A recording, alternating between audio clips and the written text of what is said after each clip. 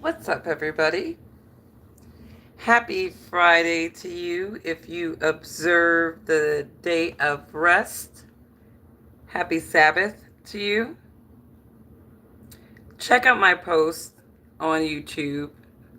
Um, I've definitely been on a rabbit hole lately. When people challenge me, right, I really like, I'm either going to tap out as being wrong or I am going to do my best to prove that I'm right.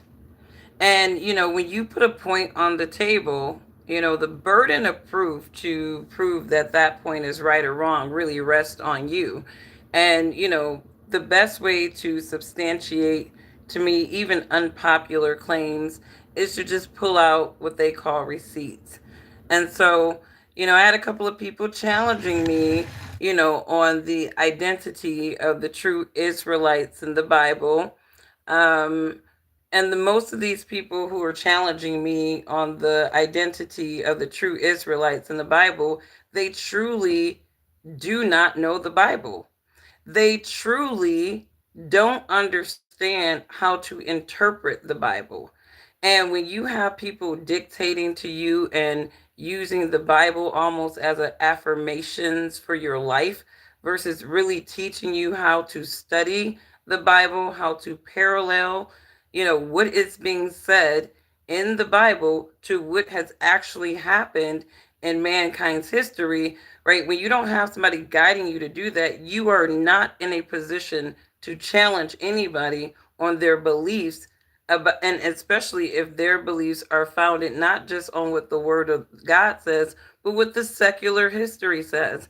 And I think a lot of people look at the Bible as like this book of affirmations, and yeah, there are a lot of spiritual lessons in life. There is a lot of personal accounts and lessons that we can learn from to be good people, better believers.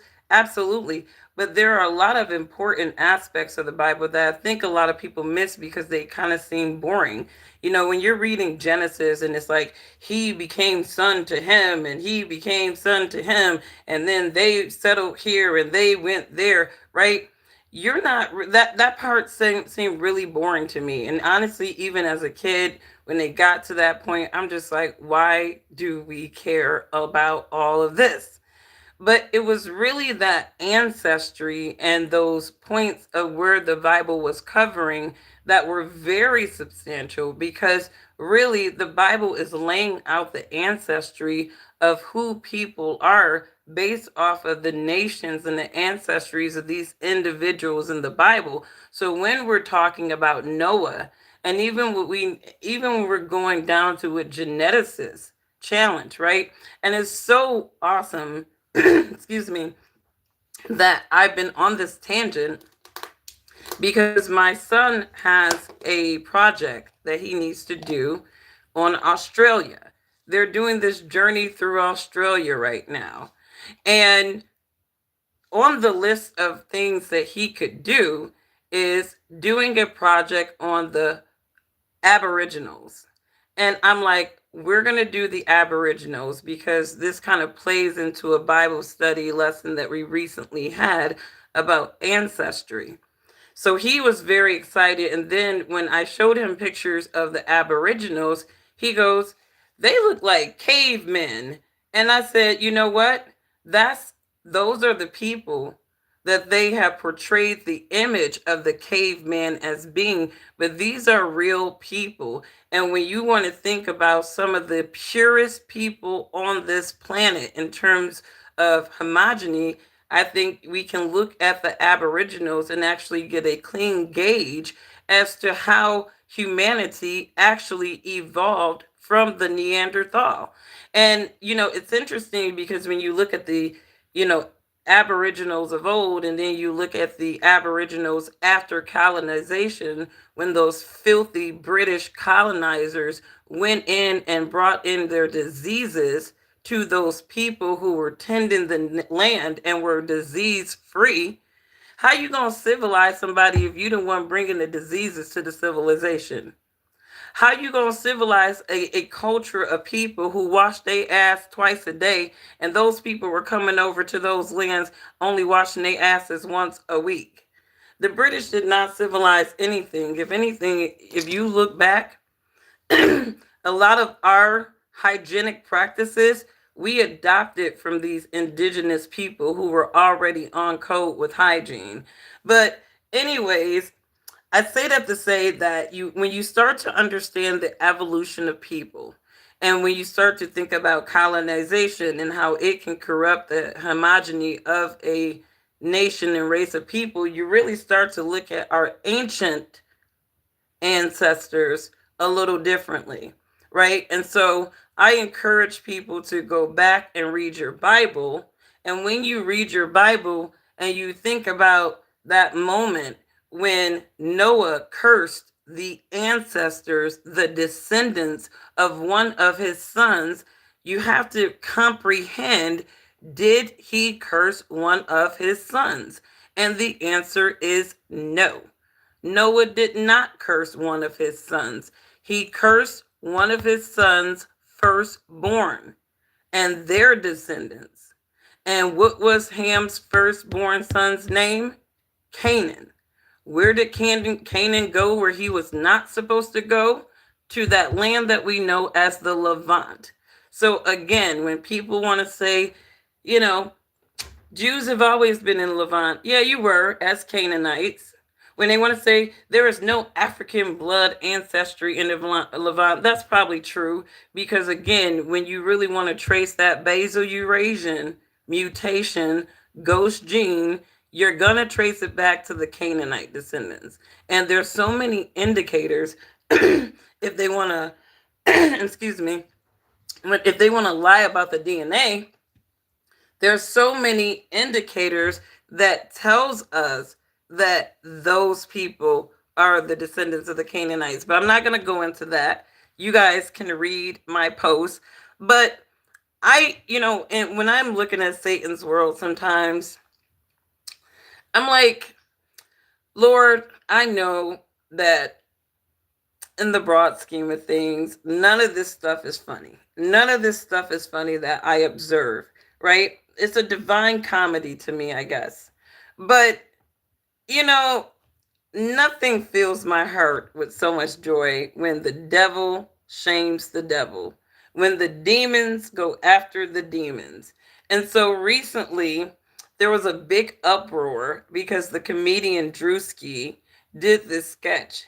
And when I tell you, I was dying laughing because dude was just so on point with these apostates, these Nicolaitans, these overt money worshipers, these, disciples of Balaam, if you will. And if you know your Bible, you know exactly these people that I'm talking about because when we go into the letters to the congregations and the revelations, right?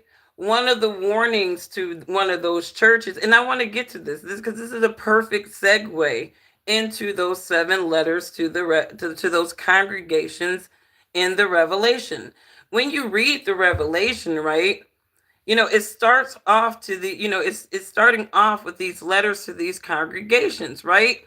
And it's giving them encouragement, right? It's giving them praise where they are strong, but then it's calling out these congregations when they are weak, right? And so when you go into the congregations in the different areas, right, especially Ephesus and Pergamon, why? Because he said the devil was sitting in those cities, right? He was saying the devil himself is in these cities, right? So he's in the city where your congregation is, right? And there are some things that are happening within your congregation, right, that are not Christ-like. They do not follow the way. And so when you go back and read the Revelation and you actually read those letters to those 7 congregations, there were some things in there that was creeping up in those congregations that we see today. And one of those things is overt money worship, right? We hear about the Nicolaitans, right? Today, these Nicolaitan apostates are called prosperity doctrine priests and pastors, right? You go to a prosperity church, right? These people are over money worshipers. And their priests and their pastors, they use the word of God and they use people's faith, to hustle them. And this is not new of the mega churches today. These things have always happened in mega churches. You go back to different skits. Somebody posted on Facebook that scene in Coming to America, right? There have always been people making fun of how some of these apostate pastors and priests that belong to Babylon the Great, how they are hustling these people out of money to enrich themselves, capitalize on these people's faith, and they're essentially straying these people. How in the hell can your pastor drive a luxurious car and some of their people in their flock are about to be evicted? And these people are so blind by the devil that is teaching them, right? That they really think that these people are God's representatives on earth. They're not. They're supposed to be shepherds, but they're also just disciples like the people in their church. And these people they're kind of Romanized in the way that they behave, because when you think about the Romans, the Caesars, and even some of the Greeks, right, they were making these men on earth, these fleshly men that were going to die, they were making them gods on earth. And this is what these priests and pastors have really turned themselves into with these churches, is they're making them gods on earth. And nowhere are you going to read in the Bible where a fleshly man, especially an imperfect one that is not Yahusha, that they are the representative of God on earth. They're not. They are not. They are not the representative of heaven and earth. And this is what a lot of people believe. And this is why a lot of people will buy into these antics and get hustled.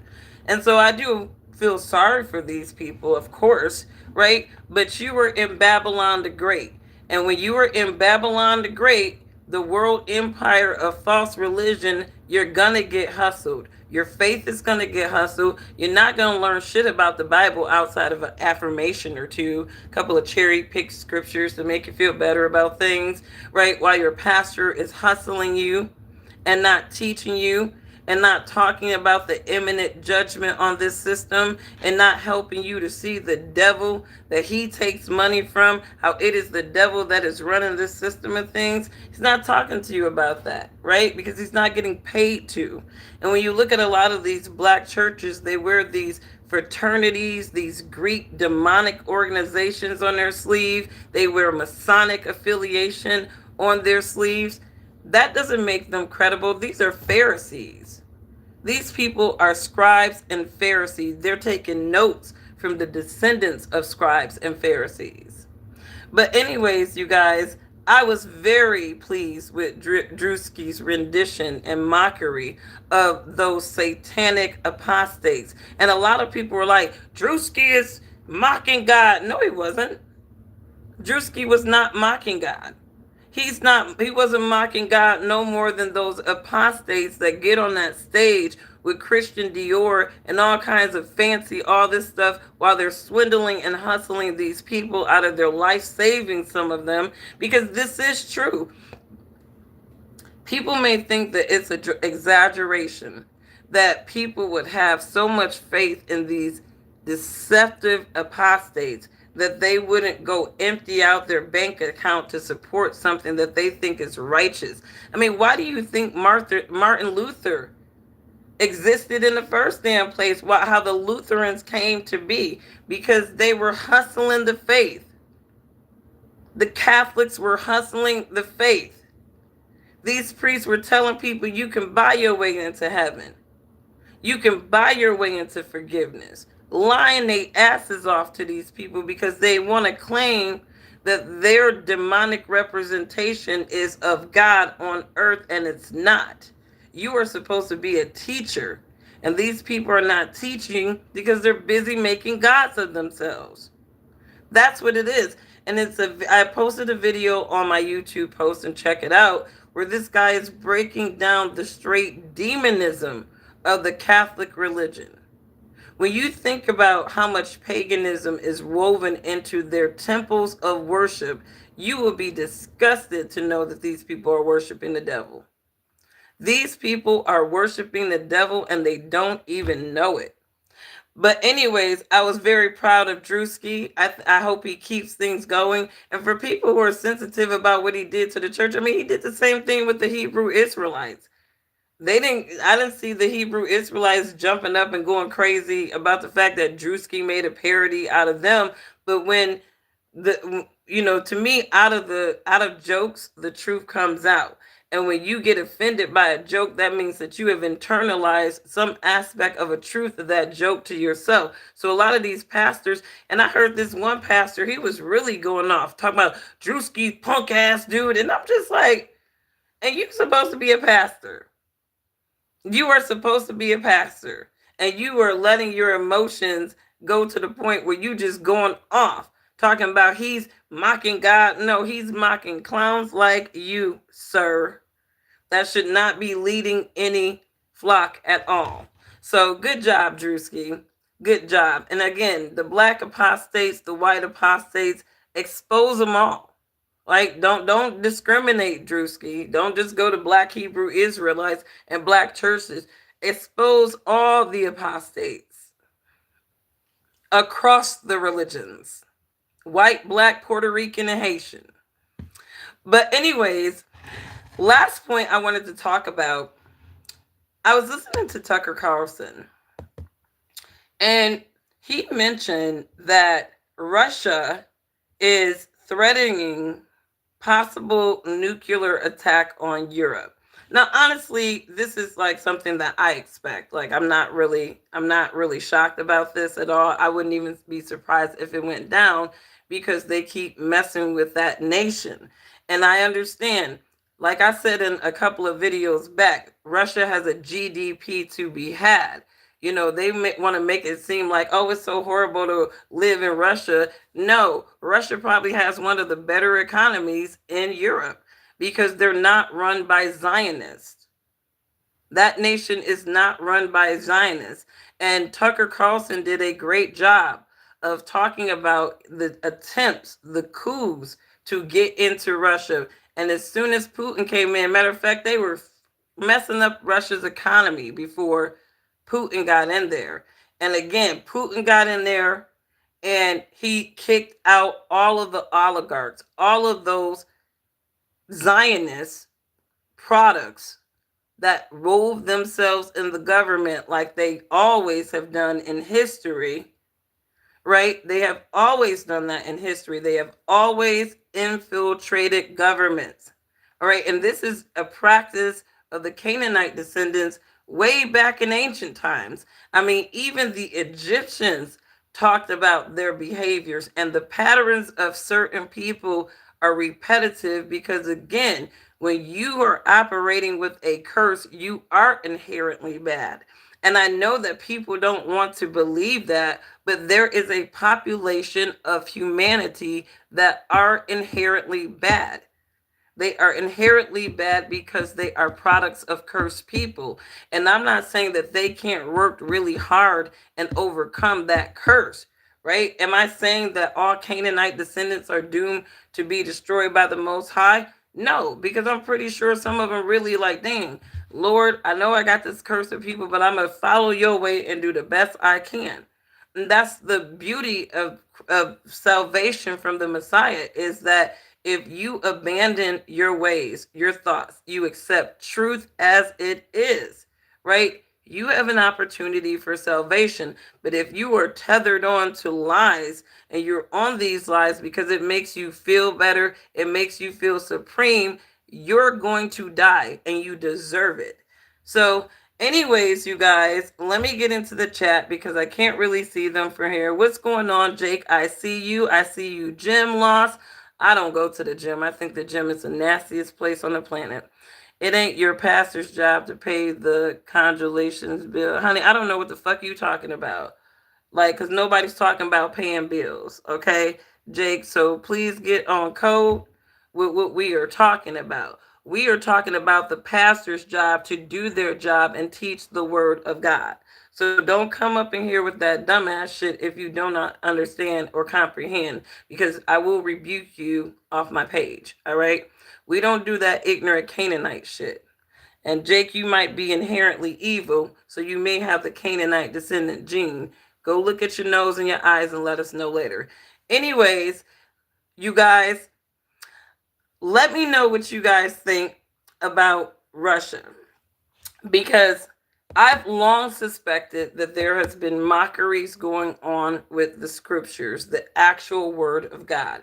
A lot of the stuff that is going on in this world, it is beyond imperialism and supremacy of nations. There is a religious kind of undertone to this that maybe the United States is not quite aware of, but those demons in Israel know, because they are running on a agenda that for them is not about nationalism. It's really spiritual warfare that is happening right now. And you know, like I said, I do believe that there is a mockery of the scriptures going on right now. And when you mock the scriptures, like I said, the outcome is going to be the same, but much worse. Okay.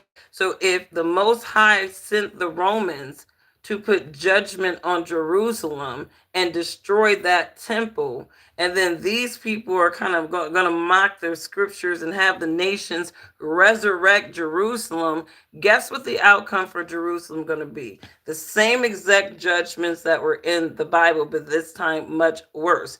See, a lot of people are reading the Bible and they're like, oh God, the God of Abraham was so mean and he put judgments on his people. It's like, look, the Assyrians, the Babylonians, the Greeks, the Romans, all of that was part of their judgments for disobeying. The ancient Israelites were not victims. They were victims of their own decisions at best. So those were their judgments. And the judgment for the second temple was exactly what the Messiah said, that it would be destroyed. And it was. The Romans, their own people, gave that temple the business. And I know it's probably hard for people to believe, right, that when I say the Romans, their own people, but Constantine was a descendant of Canaanites. So, yeah, their own people destroyed that damn temple, because when you look at the genetic markers of Rome, they said nearly 50% at its peak was Mediterranean. That means that the Zionists had fully infiltrated Rome, and it was being run by descendants of Canaanites, and Constantine was the descendant of Canaanites. Again, Canaanites had that distinct nose marker, that hook nose.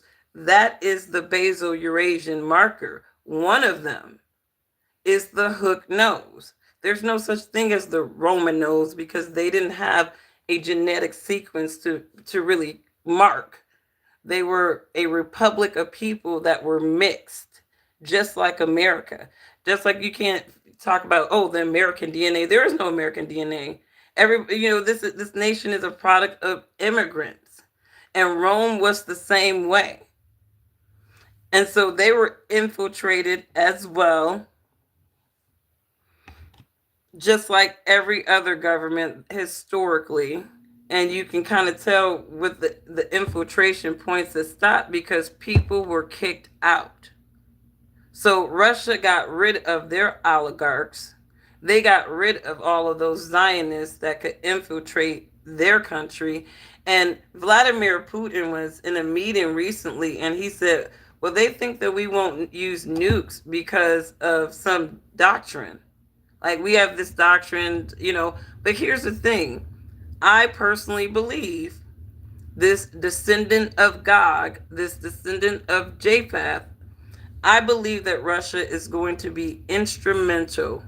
I believe the God of Abraham is going to use that nation to execute his judgments. So, I don't sleep on Russia ever, because they know that Russia is a threat. And I think they're looking at this from the spiritual, biblical perspective too, because they're mocking the Bible in so many ways. So I would be very interested to see how everything plays out. And the one thing I will say is, let's just say that the mockery of this, these are the mockery of the scriptures, and the God of Abraham is going to use Russia.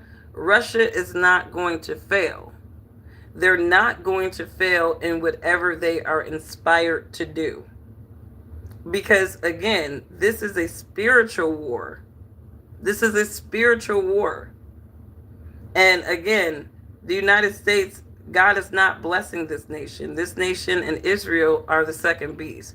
These nations are operated and ran by Satan. That is the spirit that runs this nation. So, hell yeah, God is going to use Russia against these nations.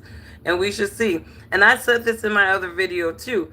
I was like, they keep playing with Russia, right? And even if the United States thinks that we're just so far away or whatever, they got plenty of opportunity to touch Europe. I literally said this last year in my videos. Like, keep fucking around with them, and they're going to touch Europe first. And there's plenty of little countries in Europe for them to touch. And the United States don't give a fuck about Europe. Israel doesn't give a fuck about Europe. They are puppets, because this is like, people keep saying they want us to be in a one world government. It's like, bro, we have been there. We have been in a one world order. Like, people just don't like, to give you some perspective of a one world order, you kind of got to go back to Cyrus the Great, right? What made Cyrus the Great such a great conqueror is because he allowed the lands that he conquered to remain homogenous, right? They could remain their lands, right? So imagine Donald Trump is the modern day Cyrus the Great, right? Let's just imagine that for a minute, right? France will still be France even though it's under US control. Germany will still be German even though it's under US control. They'll have their own governors, all the politics will stay the same, but they would know that they are under US control. I think a lot of these nations know that they're under the United States control. Like, we have been in a one world government already. We even down to some of the things in the Revelation that we think is like futuristic and didn't happen, it actually did happen. Because when we're talking about the Antichrist, we're really talking about the structure of Catholicism, that image of their Jesus, that image of their pagan cross. And if you read Revelation, it tells you, right, the image, right? Power was turned over so that people were forced to worship the beasts, right? Catholicism is the only religion that has forced conversions on humanity at inception. You start thinking about it. Just think about the behaviors. People think that Catholicism and Christianity spread because of missionaries. Bullshit. That faith, that beast of Babylon the Great, it spread through conquering and killing people or enforcing them to convert. So, when you start really understanding the Bible and you start really looking at how mankind history has played out, right? You realize that, number one, there's nothing new under the sun. And number two, our God is right on time if you're a believer. If you're a believer, our God is right on time. These nations are collapsing. They are desperate. The United States is on last rites of a falling empire. And when you're last rites of a falling empire, you go out conquering other nations so that you can steal their GDP and their natural resources. And what happens is you get a thirst for that, right? So I can imagine that they're like, oh, we don't have to get approval for Congress if the operation is less than 90 days, right? I can imagine, that Trump and his little goons are going to be out there and making sure that all those military operations are under 90 days so they can go imperialize the fuck out of everybody. But while they're doing that, right, historically, right, their enemies are always scheming on them because they're busy doing shady shit to other people. And what are their enemies doing? Their enemies are always plotting on them. And I think that unfortunately we have idiots running the United States. You know, can I just say this? Just because you can coordinate and scheme does not make you a smart person.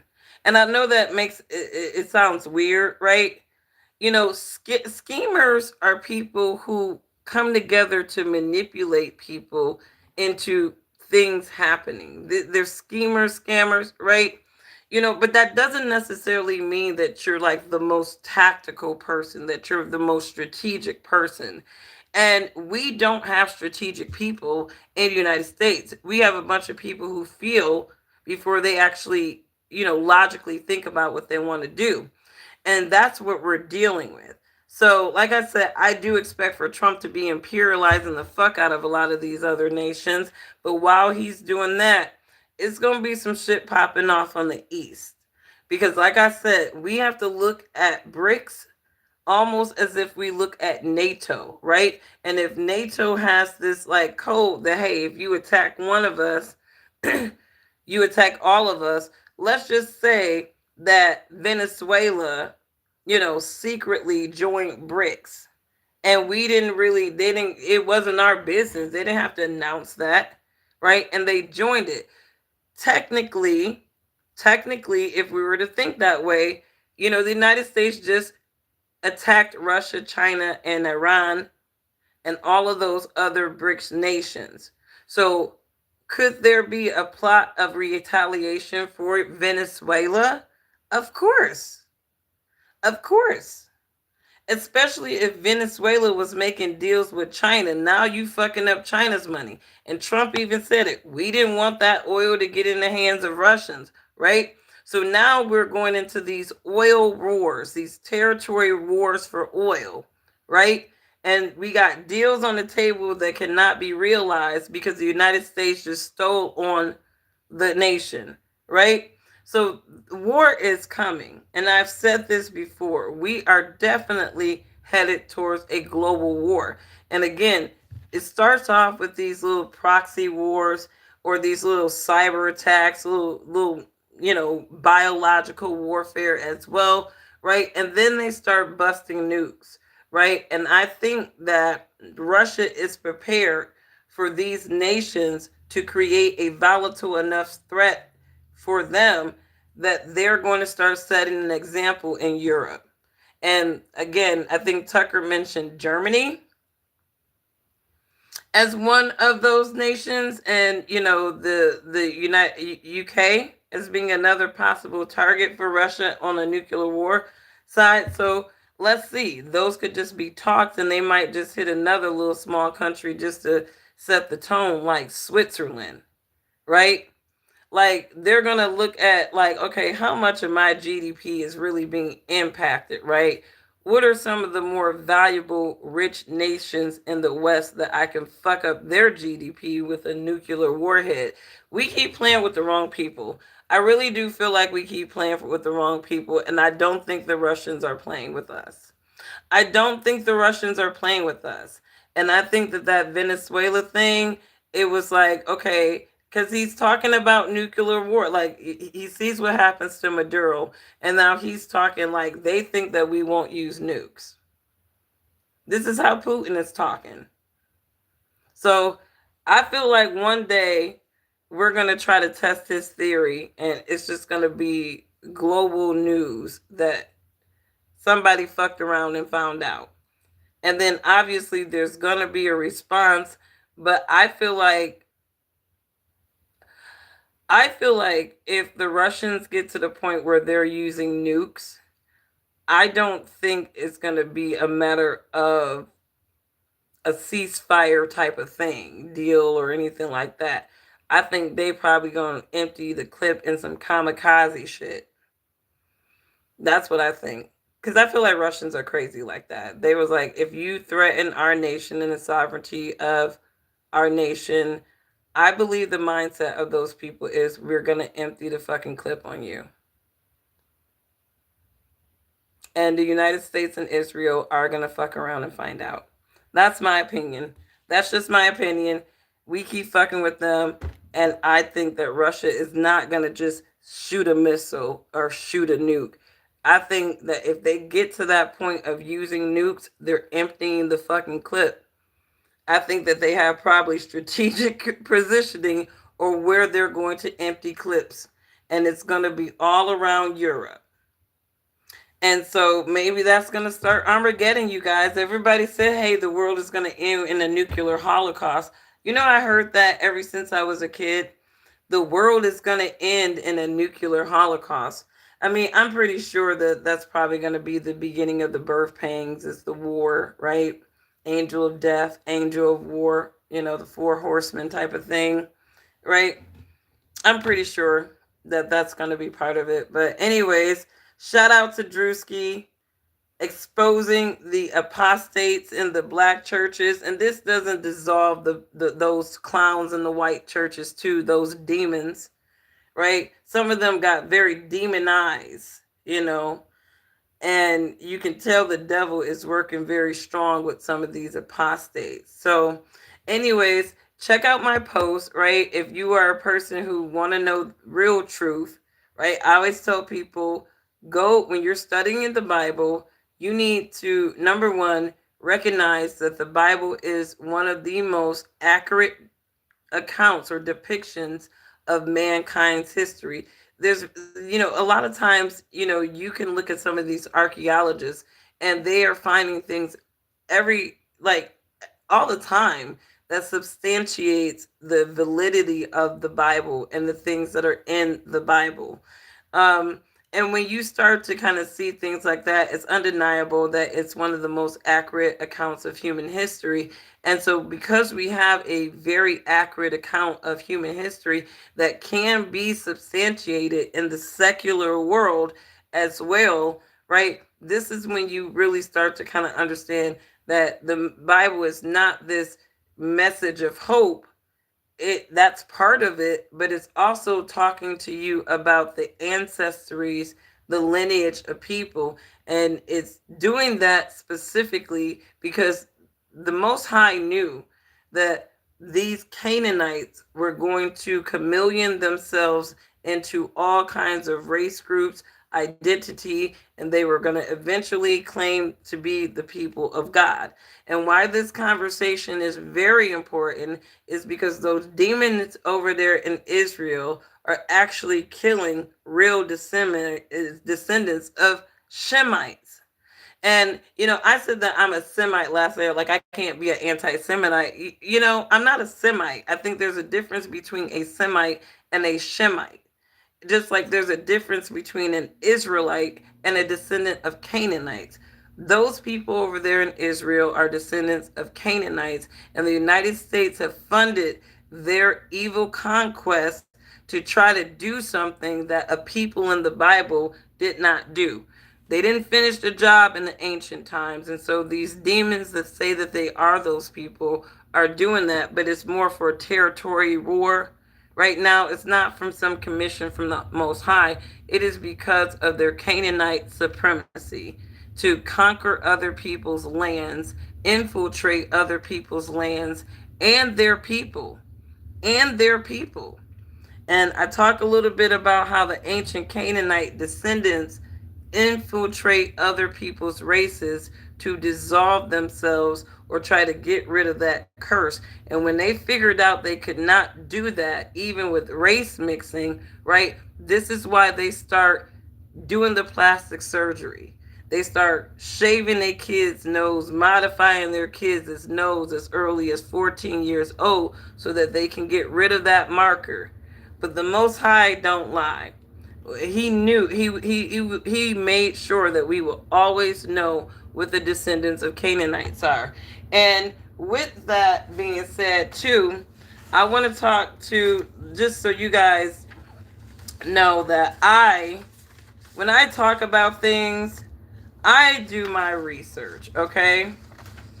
I do my research, and this is one of the articles that I am fascinated by right now that I'm reading, and I would encourage you all to read it because it's kind of substantiating some research that I've been doing right now.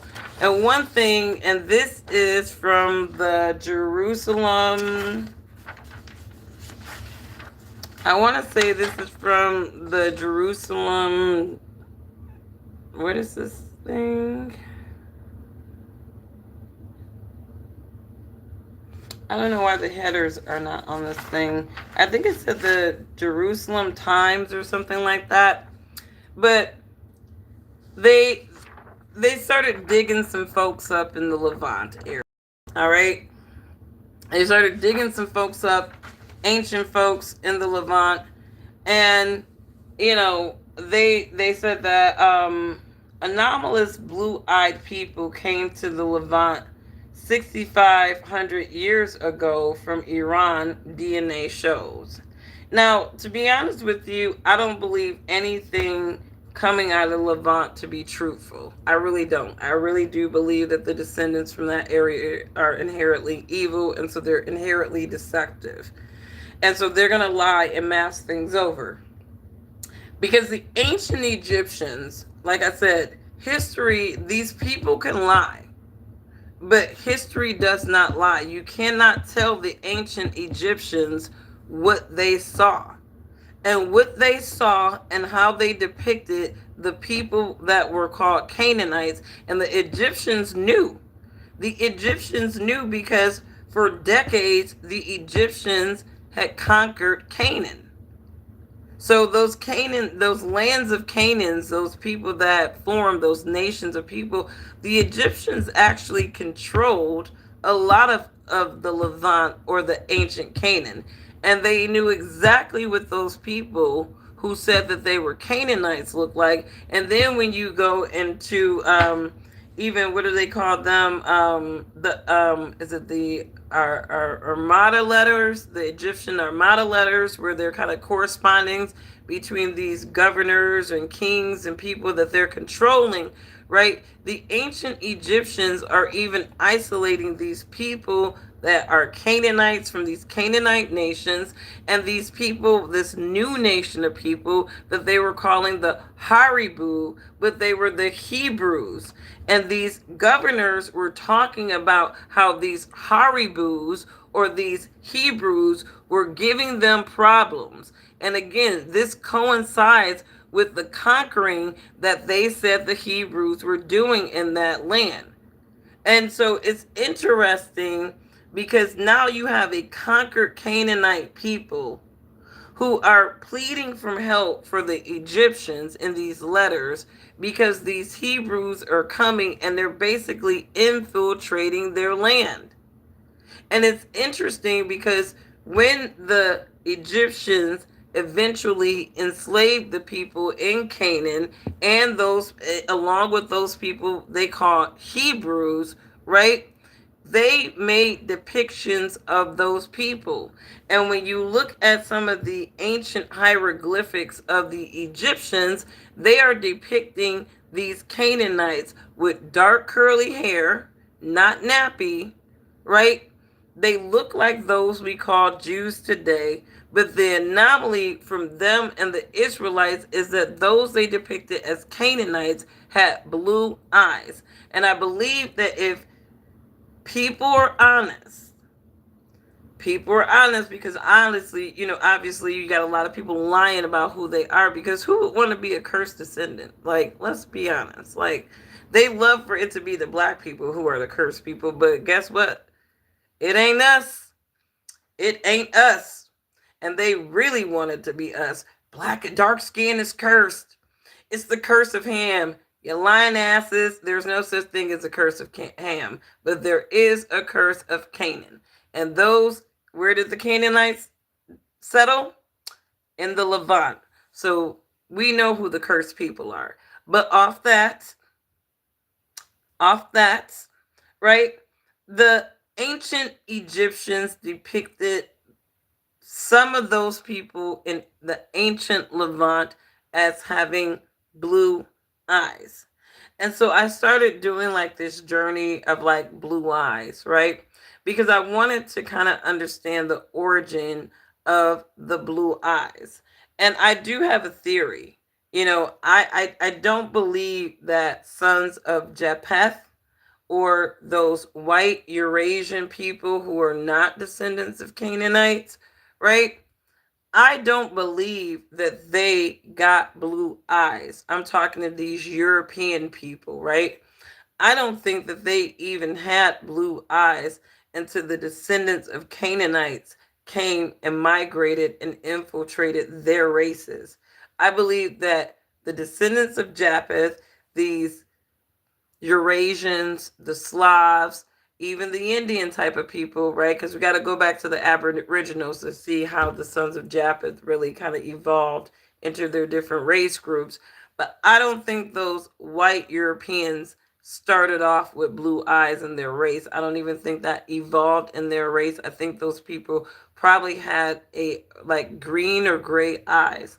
And then when the sons of Canaanites came over to that region, infiltrated into their cultures and their people, and kind of made themselves look like them, right? That is where I believe the descendants of Japheth started getting that blue eye variation. Because again, there are a couple of things about the Canaanite curse that is going to be passed on from generation to generation, and that nose is one of them. And it's not being mean, it's just a fact. No other race group in humanity will have that nose unless they are mixing with a Canaanite. And so, again, check out that post that I did about Diana Ross's kids. Diana Ross had children with a Jewish man and a Eurasian man. Basil Eurasian, regular white guy. Her son does not have the Canaanite nose. Her daughter Tracy has the Canaanite nose.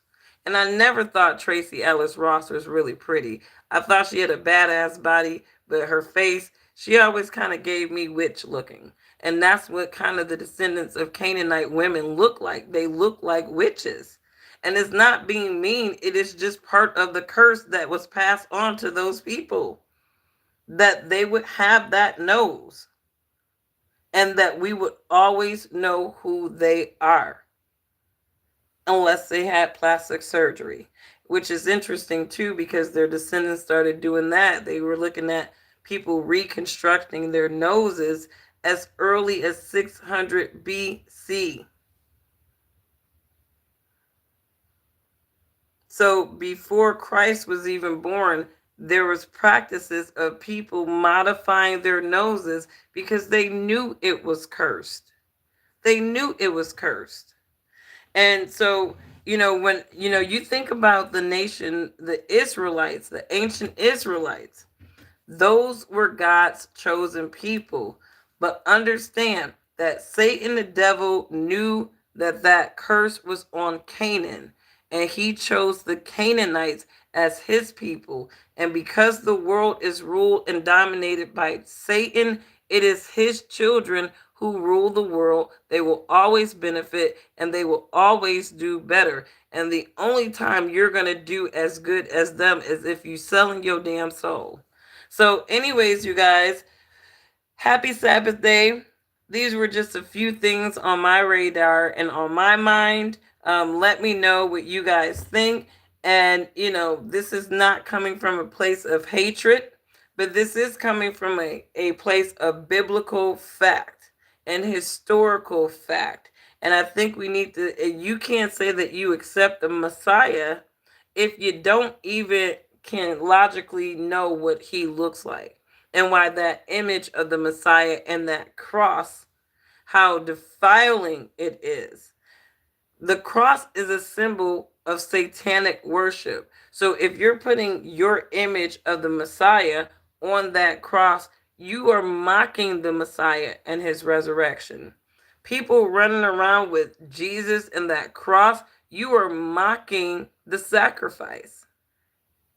And check out that video of that professor who's running those parallels of all of these symbolisms that are accepted in Christianity and how they go back to Roman and Babylonian paganism. A lot of people are worshiping the devil and they don't even know it. So, anyways, you guys have a wonderful. Is the nuke big enough for? I don't know. I know that you always brighten my day. What's going on, Thomas? I see you. Um, like I said, read the Bible. Look at how the Most High has used the sons of Japheth, right, to execute his judgments, right? So, all of the descendants of Noah, they got their little clout in the Bible because when you think about the sons of Japheth, they were used to execute the Most High's judgments several times, even on the ancient Israelites when they weren't acting right.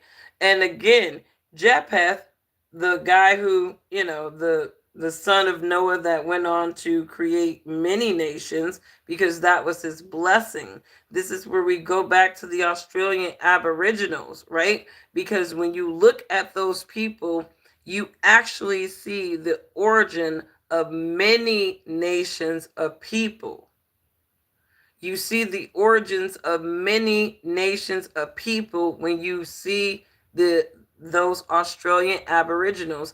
And the reason why I think that they were just so hell bent on violating those people's DNA is so people won't know the truth.